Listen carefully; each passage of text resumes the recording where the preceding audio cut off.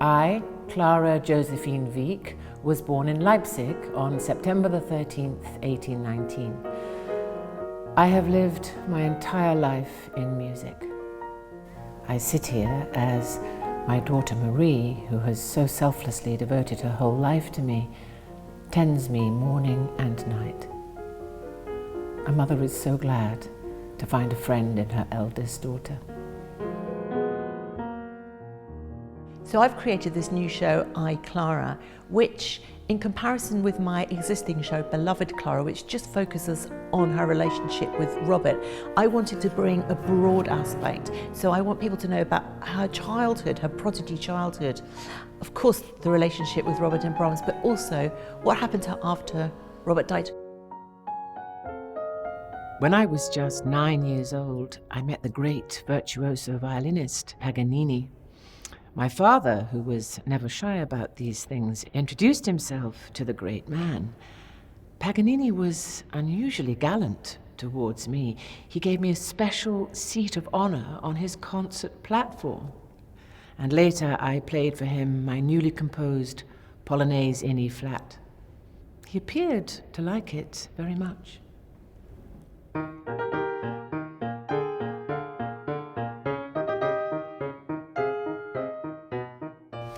Clara Schumann's achievements are phenomenal on any aspect. I mean, to start with, of course, she's a wonderful composer. And if you add to that the fact that she was the most famous concert pianist, along with Liszt in her time, her story is just by any standards unique. You couldn't really make it up. But the fact that it took place in the mid-1800s just makes it all the more special, really.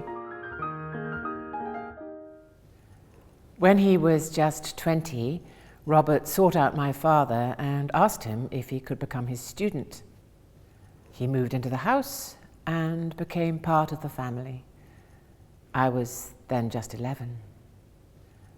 But as I grew older, a different, deeper love blossomed between us.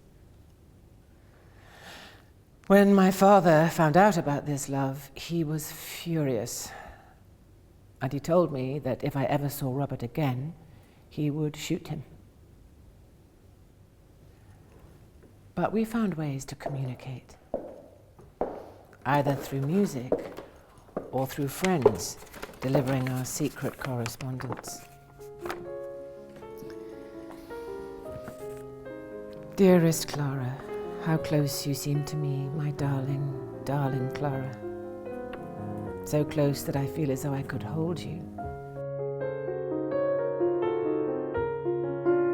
It should be like sitting in the room with Clara while she reminisces about her life, and then you hear her music and that of her contemporaries as well. And hopefully you'll go away with a snapshot of what this great woman was really like and what it would have been like to spend some time with her. Outside it blusters and snows, but I will bury myself deep in a corner with my head in a cushion and think of nothing but you. Farewell, my Clara. Your Robert. Franz Liszt came to visit us from Weimar. We gave a dinner in his honor. It was my debut as a housewife. But after dinner, there was not much to be done with Liszt because two ladies had taken possession of him. He was quite a flirt, but I'm convinced it was women generally who were at fault because they paid court to him in a way that I detested and found highly indecent.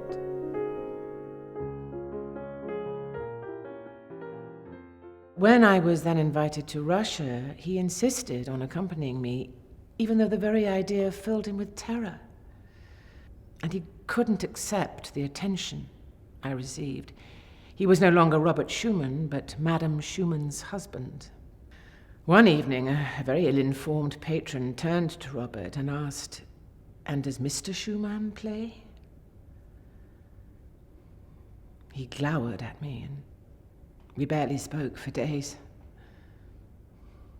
It was when we'd moved to Düsseldorf and one morning a young, handsome man with long blonde hair rang the doorbell of our house. Robert received him, and the young man asked if he could play the piano. He'd only played a few bars when Robert interrupted him, ran out of the room, shouting, wait a moment, I must call my wife."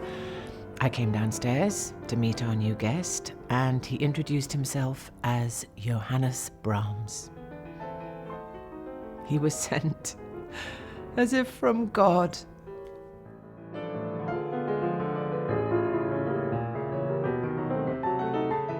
It was around this time that Robert began to suffer most terribly. He was plagued sometimes with such severe hearing disturbances that he couldn't sleep at all. One night he got up, just after we'd gone to bed, he got up and wrote down a theme which he said the angels had sung to him.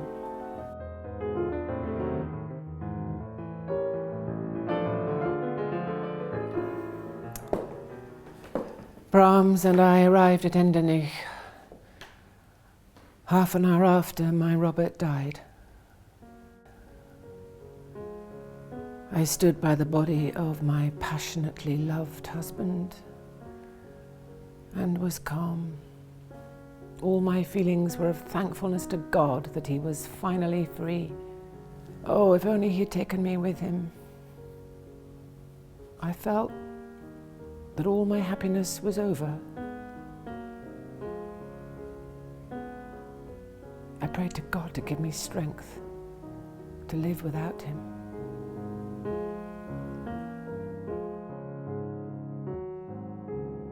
At the age of 36, I became a widow with 7 children.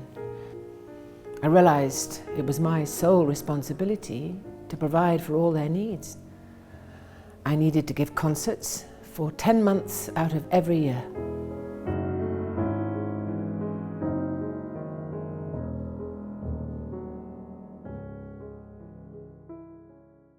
After the concert in London, I received a tremendous reception. The audience all stood up and shouted, "Hurrah!" I played Robert's Arabesque as an encore.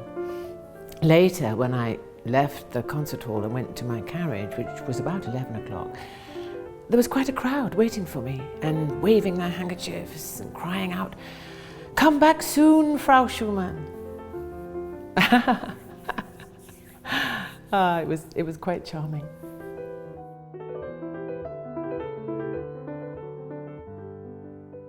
It's so important to celebrate Clara Schumann this year in 2019 because it's her 200th birthday and the world has to know about her. She's an amazing woman, an icon for women, for musicians, for composers. She was the first great female concert pianist, wonderful composer, mother of 8. I mean, what more is there to say? She was a hero of mine, really, so it's so exciting to do this new show.